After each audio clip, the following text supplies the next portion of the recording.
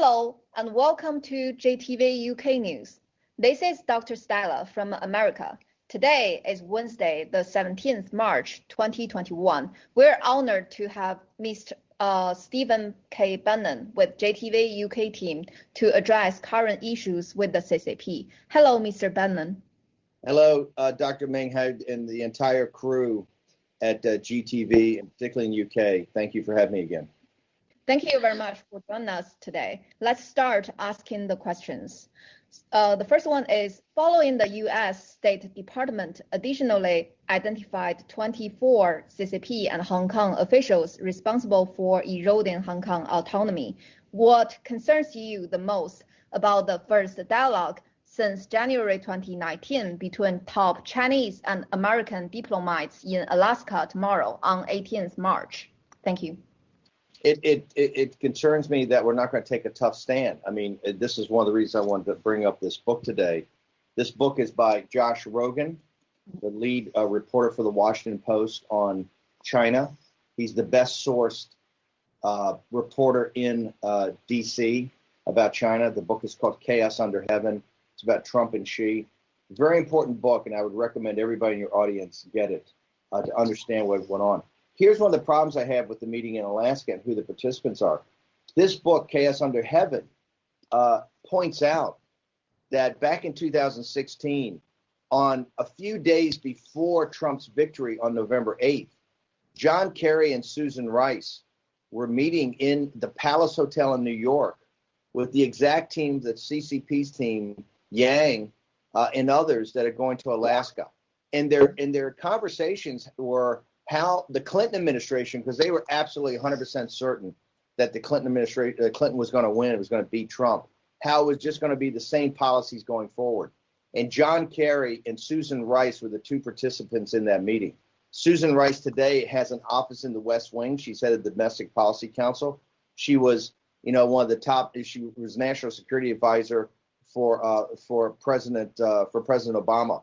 So it's very disturbing. I think that Jake Sullivan and Tony Blinken, the National Security Council and the head of the State Department, are just messenger boys. I'm not so sure they've got independence. I think the puppet masters are back here in Washington, D.C., John Kerry, Susan Rice. And I think their policies are just like it was in the Obama administration.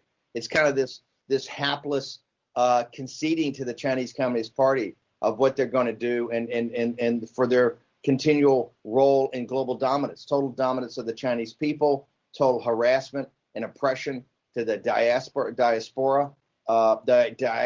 that's throughout the world, the 250 million, and complete confrontation and trying to dominance of the United States and the Western allies. So no, I think I don't put a lot of hope on what's going to happen in Alaska because of who are really calling the shots back in the White House, and they were in bed with the Chinese Communist Party. Back in 2016. One last note, both the National Security Advisor, Jake Sullivan at Harvard at the Belford Center, and Tony Blinken at the University of Pennsylvania at the Biden Center, right, took lots of money from the Chinese Communist Party to fund both of them. So I think these two guys are compromised. I think they've been very weak. They've had a little bit of hard talk, but it's just talk, not really backed up by action. So I don't put a lot of stock in this Alaska situation.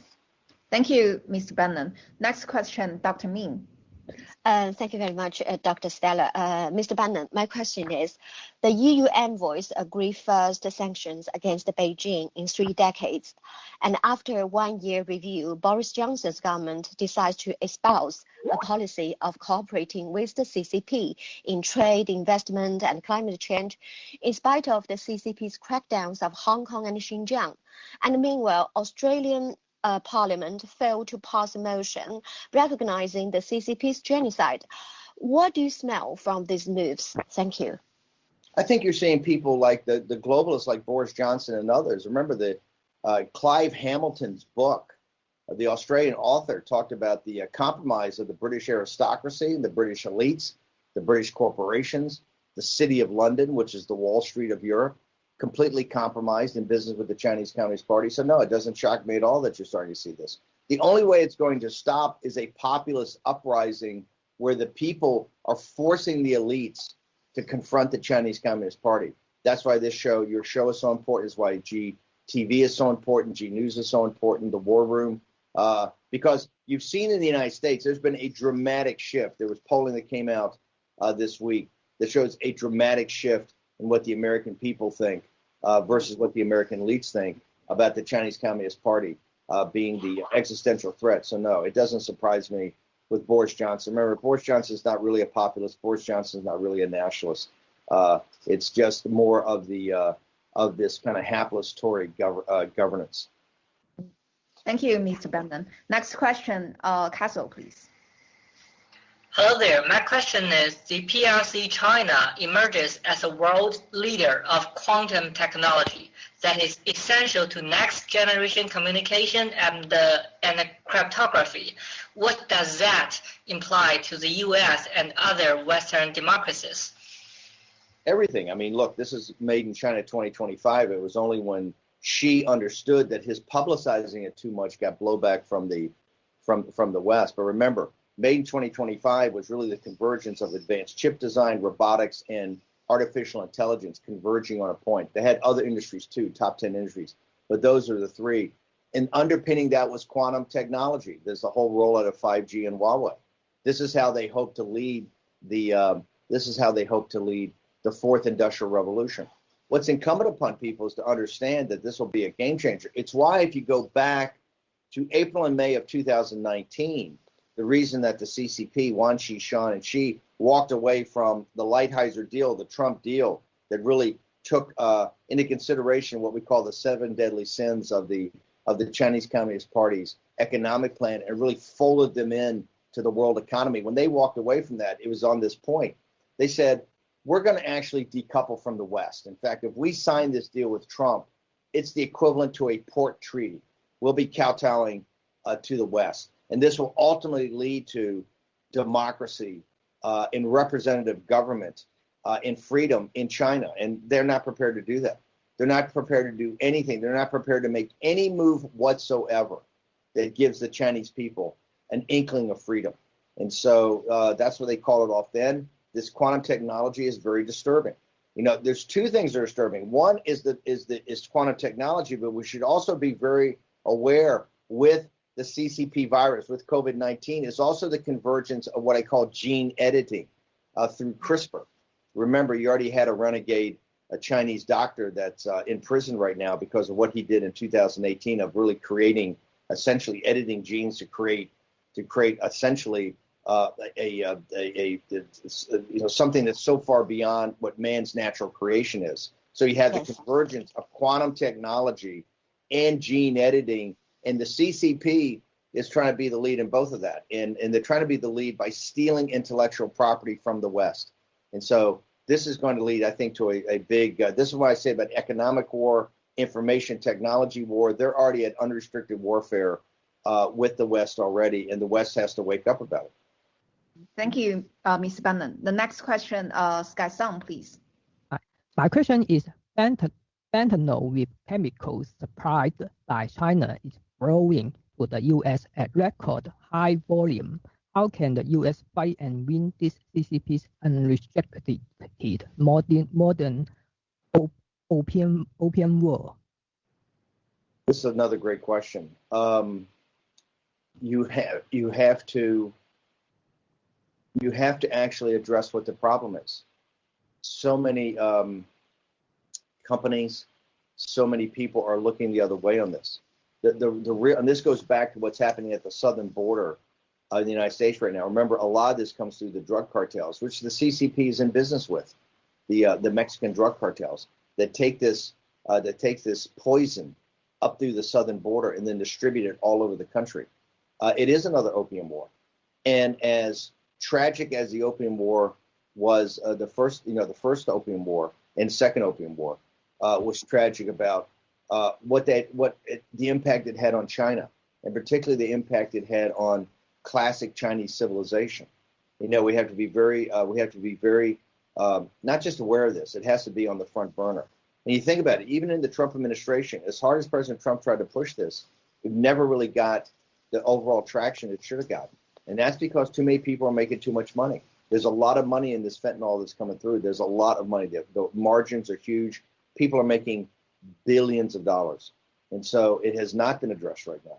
And it also shows, though, I think goes to the heart of what our argument here is in the war room, is that not only is the Chinese Communist Party not a representative government of the Chinese people, they've essentially lied to the Chinese people since they won the Civil War in 1949. But more importantly, they act like a transnational criminal organization, a criminal syndicate. And this is a perfect example. They have no problem whatsoever of making sure that these drugs get into the United States, and not just because the United States is the mortal enemy of the Chinese Communist Party, but it's just a gangster's mentality. They want to try to make as much money as possible, and they make a tremendous amount of money off of this. And so I think this is another area where the West has not confronted this enough. Thank you, Mr. Bannon. Next question, Dr. Ming, please. Thank you, Dr. Stella. Mr. Bannon, the Quad leaders pledged to distribute 1 billion COVID-19 vaccine doses to developing countries. How significant is this move to the Sino-Indo vaccine diplomacy contest? Thank you. If we get to the area of vaccines, this goes back to the CCP vaccine. Are these essentially vaccines, or are they really experimental gene therapies, right? I think it gets the whole question of vaccines. Remember, right now, the CCP is not going to allow people in the country unless you've had the CCP vaccine. I don't know many, and I know a lot of Chinese expatriates. I know a lot of Chinese people that live in the West. I have not met one yet, and maybe there's some, they're going to watch your show, but I have not met one Chinese person that has escaped from mainland China and now lives with freedom in the West. I have not met one Chinese, including particularly Chinese medical, the many great doctors and students we have of the Chinese people in the medical schools. I have not met one yet that would take the CCP vaccine, okay? Because of the shoddy nature of, and what, not the research capabilities of the Chinese scientists in mainland. We're smart as anybody in the world, but the way that the CCP makes sure that the data always supports their party line, and it's not really the true data. So I haven't met anybody that does that. I think the Quad, it shows that the Quad's working together as a unit, and that they've made these statements that they're going to, confront the Chinese Communist Party, particularly in that area of the world, South China Sea, all that. And I think they're trying to show that they can be as powerful as the CCP, particularly in places like Latin America and in Africa, to export the vaccines. But I think there's two questions. Number one, we still haven't gotten to the heart of the problem of exactly what we're trying to vaccinate. The West has not forced the hands of the Chinese Communist Party, and you've had the hapless WHO that refuses to demand the real data. We don't know what we're vaccinating against, I don't believe, because I don't think we've gotten to the bottom line of exactly what this is. And I strongly believe it came from a bioweapons program of the PLA, and I'm of a belief, different than Miles, so as you know, I have tremendous respect for Miles Guo and tremendous respect for Dr. Yan and others in the whistleblower movement. I'm still of the opinion that it was an inadvertent leak out of the Wuhan lab. Other people I admire says, no, it was done on purpose. Regardless, it came from, I believe, a bioweapons program, and that's why I think the Quad should be forcing. And we know this from the Five Eyes intelligence. All the intelligence services point right to Wuhan and right to the gain of function experiments. So, Dr. Ming, I think it's really important that we force that now. I think the Quad should force that instead of worrying about these experimental gene therapies, which are essentially what we're exporting into these countries. Thank you, Mr. Bannon. Next question, Castle, please. Right.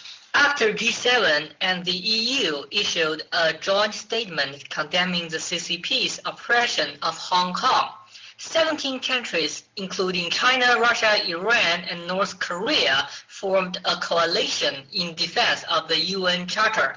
Does the world divide into two factions, similar to NATO versus Warsaw Pact in Cold War? Yeah, I think you're seeing that. I think, look, the Chinese Communist Party's plan, the CCP's plan, through One Belt, One Road, Made in China 2025, what they're doing with the vaccine distribution, what they're doing with money and influence peddling, is their number one objective is to control the Eurasian landmass. And that means they're partners in Pakistan, they're partners in Iran, the mullahs of Iran, also Turkey, and now, unfortunately, Russia. Those elements, those countries are working together to control the Eurasian landmass. And that's why the whole Quad was set up, Japan, Australia, India, and the United States, to try to combat that. So that's the CCP. CCP's number one objective is to do that at this geopolitically or geostrategically, at the same time that they're hurtling down the path of these advanced technologies, quantum computing being one, the other is gene editing. So they're playing this on two different levels. I think you're seeing the world come up in two different camps. And by the way, North Korea as a vassal state of the Chinese Communist Party is part of that also. But most importantly, what I think is the sanctions aren't enough. And the sanctions don't really talk about enough. I mean, there was, nice that they're talking about it, but I think the sanctions have got to go to the heart of what the problem is in Hong Kong. And I've said this from the beginning. If the West and the Quad allow Hong Kong to essentially be taken over by the Chinese Communist Party, incorporated into mainland China, the treaty broken, the agreement broken, then the West doesn't stand for anything. It's the moral equivalent of Czechoslovakia in 1938, back in the last century, with the other transnational criminal organization, the Nazi Party, which I make a direct comparison between the Nazi Party and the Chinese Communist Party. Thank you, Mr. Bannon. Next question is, AMC's Chinese owner gave up control over the world's largest cinema chain. Meanwhile, Beijing ordered Alibaba to sell off its media assets, including South China Morning Post. What are the arguable reasons behind the divestitures of these Chinese companies? These entrepreneurs, remember, these entrepreneurs are essentially made by the Chinese Communist Party. They were made in conjunction with them. I think the fear they have, the CCP's fear, is they don't have enough control. That some of these, I think last year in 2020, I think there were 432 billionaires created in China. The Chinese Communist Party wants total control. Whether Jack Ma's a good businessman or not is just besides the point. They want total control, and I think they want more control of these media assets, and they don't want individual billionaires owning this. They certainly, the individual that was in the West with not just AMC, remember he was a big financier of films. He's also a huge, obviously, movie theaters and exhibitor in mainland China. I think you see the CCP starting to crack down. You've seen this with stopping some of the IPOs that are going on. I think as the Chinese Communist Party realizes they're now into an area where they've been outed. The one thing for your audience you should understand, and that's why I think I really recommend this book. And this book is not super pro-Trump, but I think it pretty accurately, not totally, but pretty accurately lays out what the fights were in the Trump years between the groups they call, for instance, Steve Bannon and Peter Navarro, they call us the Super Hawks, right? And the Super Hawks focus is to take down the Chinese Communist Party. Our sole focus is no compromise, no working with. It's a complete and total confrontation to take down the Chinese Communist Party and to work for the freedom of the Chinese people of La Beijing. The others, the hardliners, the realists, the Wall Street, and you've got many factions in this book that shows they're actually working with the Chinese Communist Party because they're in business with them. That's the central conflict in the West today. So no, I think that I've always said that the sanctions in Hong Kong have to be severe. Decoupling the Hong Kong dollar, stopping the exchanges, all these exchanges we have that allow the Chinese Communist Party to get actual U.S. dollars that can fund their the economy, fund their operations, and fund their exploitation throughout the world. And I think there ought to be individual sanctions. Remember, I'm individually sanctioned by the Chinese Communist Party. 4 minutes into the Biden administration, they sanctioned Mike Pompeo, Pottinger, Peter Navarro, and Steve Bannon. And if you read this book, we're the prominent, we're either the Super Hawks with Bannon and Navarro or the hardliners of Pompeo and Pottinger, right? And Pompeo and Pottinger want confrontation. They are just not as focused as we are on the destruction of the Chinese Communist Party. Our thesis remains, what the theory of the case for the Super Hawks is very simple, is that the great story of the first half of the 21st century is going to be the movement, the journey to freedom of the Chinese people. The last great civilization on earth that has really never had its people be free. That is going to be the great story of the first half of the 21st century, is the Chinese people, led, quite frankly, by you patriots that have left your home country and gone to the West at great personal sacrifice to yourself, in danger, to be kind of the people that fight for this on the outside. So that's the great thing. And the difference here is that the Superhawks support that movement. The Superhawks agree with the Chinese people that the Chinese Communist Party is the font of all oppression of the Chinese people and must come down versus the hardliners. So we always advocate much tougher sanctions. The world is not there, but here's one thing I would take as great consolation for your efforts and for the whistleblower movement, the new federal state of China, Miles Guo, and all the dissident that rally around Miles Guo, is that you're shifting world opinion rapidly. World opinion is now coming every day closer and closer to being hardliners. And once they become hardliners, we can then make sure that if we consistently every day just pound it, that they will become Superhawks to understand that the freedom of the Chinese people is paramount, that Lao Beijing should not be terrorized in their own country, should not be oppressed throughout the world. And that to stop that, you've got to take down the transnational criminal organization that is the Chinese Communist Party. Thank you. We fully agree with you. Thank you for your support as well. So next question, Dr. Ming, please. Thank you, Dr. Stella. Mr. Bannon, the Biden administration blacklisted 5 Chinese tech firms and further restricted supplies to Huawei that can be used with 5G services. Do you think Biden will keep a hard line against the Chinese high techs? Thank you. Dr. Ming, he will only keep a hard line if we continue to press it. This is why I think the Alaska meeting is very important to see what signaling comes out of there. The Biden administration has had a few hardline pronouncements. The reason they've had hardline pronouncements is because the war room and what you're doing every day, we're pounding this issue. We just had a 2-hour special on Saturday that had some of the top thinkers in America talking about the war plan of the Chinese Communist Party and holding the Chinese Communist Party as a transnational organization. The success of the war room, the success of GTV, the success of G News, other areas, the whistleblower movement, Dr. Yan, the new federal state of China, that information and relentless putting it in front of people is changed popular opinion. That is the only reason that Biden has done this. And so I tell people when they ask me this question, I said, if we continue to do our job and continue to expose the Chinese Communist Party. Remember, one of the best things we have going for us, Dr. Min, and the rest of the team here, is that the Chinese Communist Party is a gangster organization. Their default position is always to act and think like gangsters.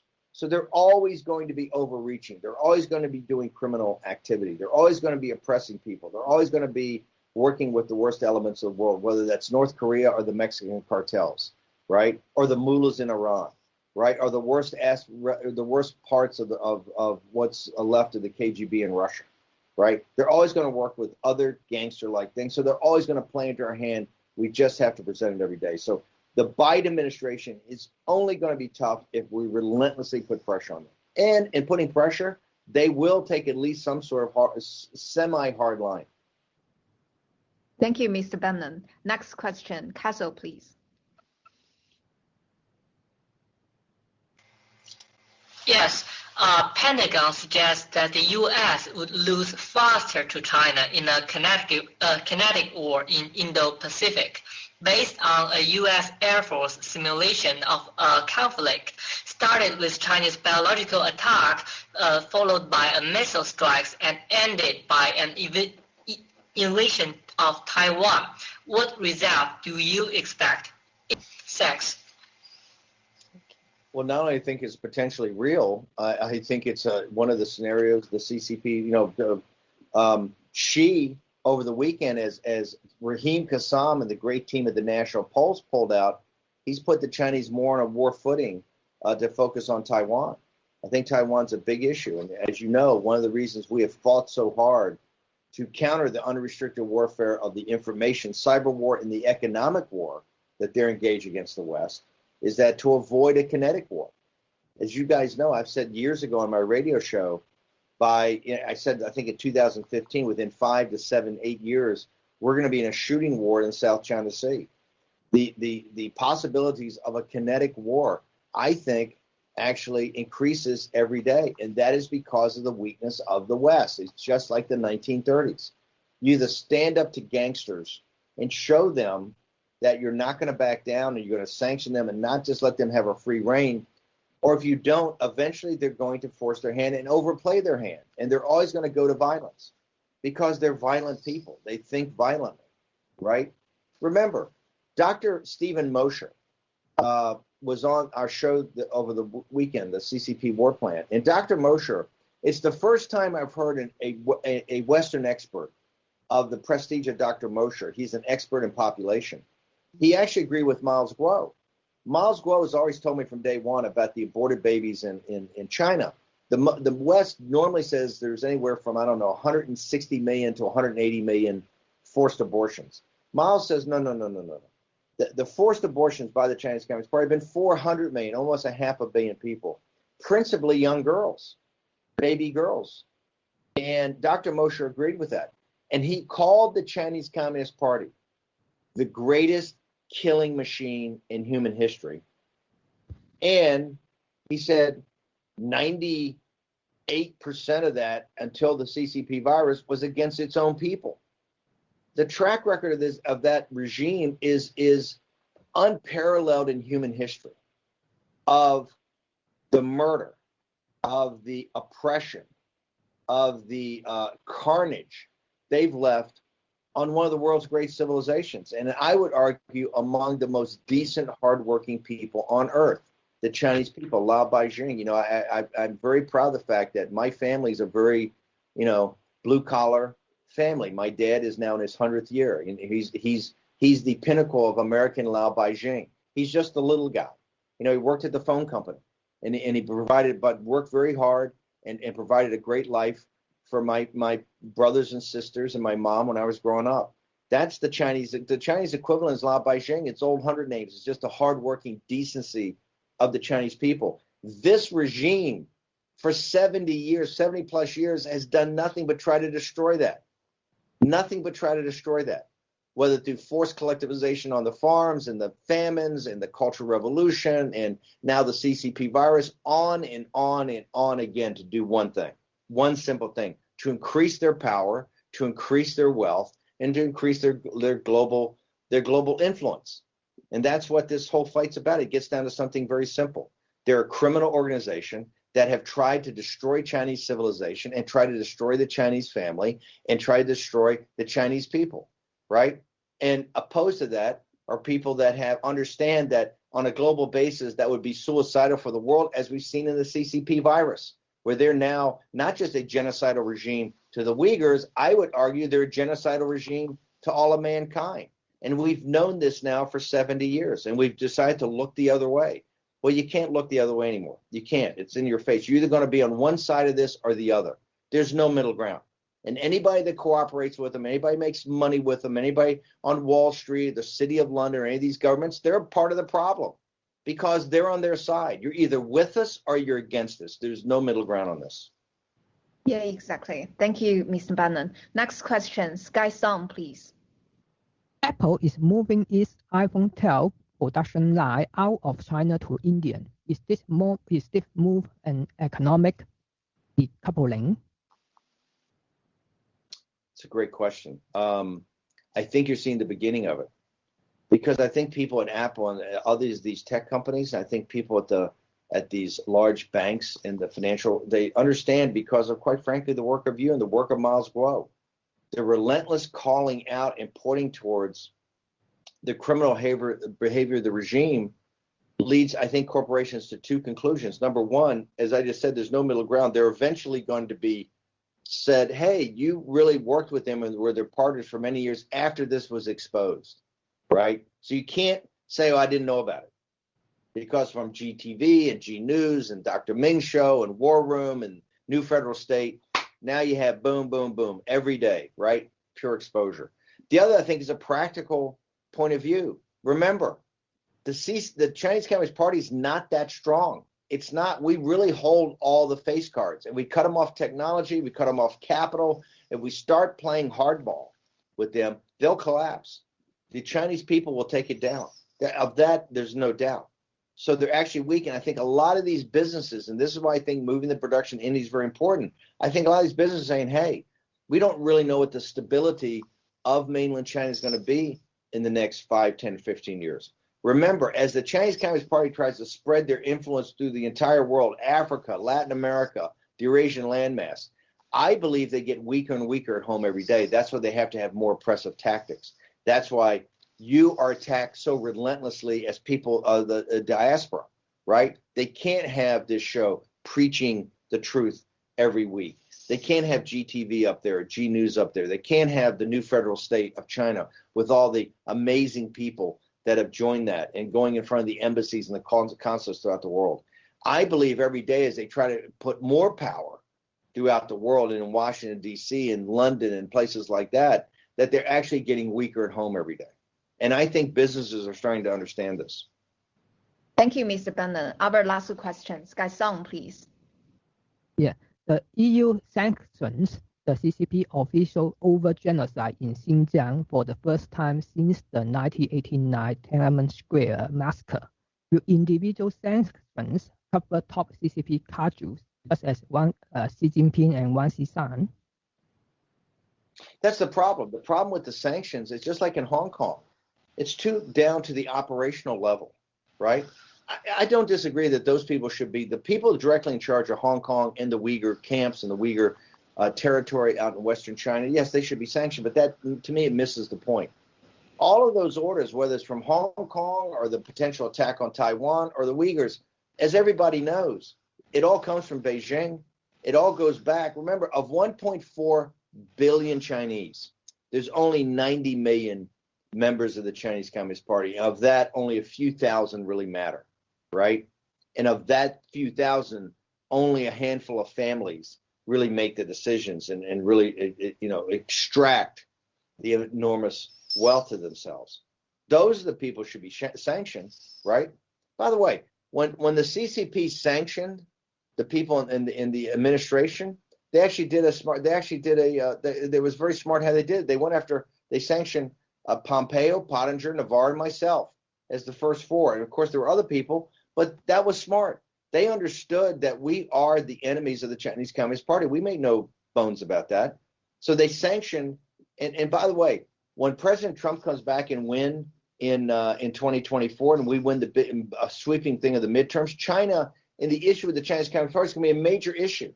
We've already changed the narrative. We're going to keep hammering. And when we take the House back, it's going to be more. So they're smart. They know exactly who to sanction, right? And it should be the counter. Wang Xishan, Xi, and the cadre around them on that inner circle should be sanctioned. Until we do that, it's just happy talk. When you sanction Carrie Lam and then the people on the operational side in Western China, right, with the Uyghurs, yes, it's important, but it's not to the heart of the matter, and the time is late. We need to deal with the heart of it. Thank you, Mr. Bannon. Sorry, I apologize for my mistake. I thought you only have half an hour, but we'll continue asking our questions, right? No. I only have a half hour. Okay. I lunch at 9:30. I gotta get ready for the show. We have a very special war room today. I see. Okay. Thank you very much. Those questions, once again, those questions are amazing, and thank you. And if you guys want to get a real good example of what happened, and this is it's not a pro-Trump book, but it's a book that gives you a good idea of what went on in the fight against the CCP. So Chaos Under Heaven, if you get it on Amazon or however you guys get it, it'll be a good read, and you'll see the difference between the super hawks and the Wall Street faction that's trying to sell out the Chinese people. Thank you. Thank you very much for the recommendation. And thank you for your brilliant answers as usual. Thank you.